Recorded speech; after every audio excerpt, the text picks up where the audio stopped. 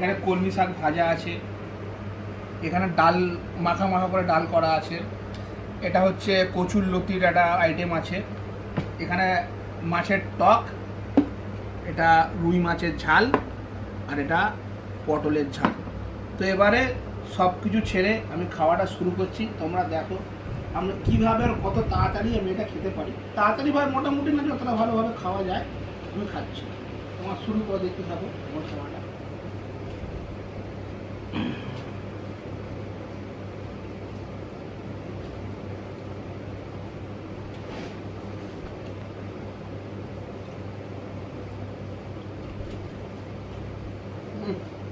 দারুণ, তোমার ভালো হয়ে যাবো।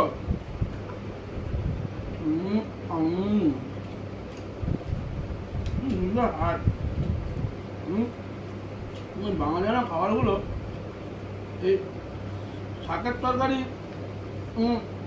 অর্ধেক ভাত খাবো। দারুণ।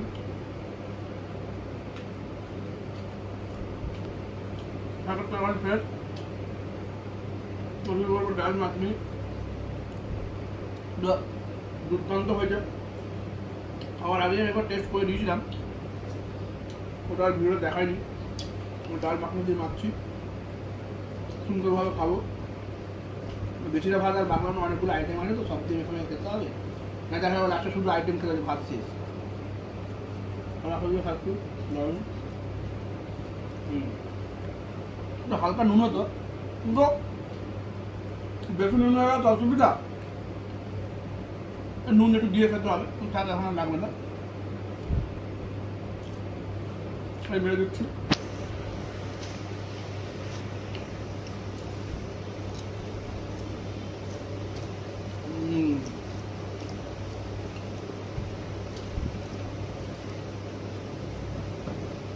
প্রচুর লতি।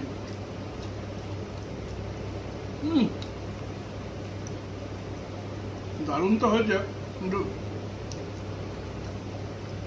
খাওয়ার পরে বলে গলা চুলকাবে কি গলা চুলকাবে না।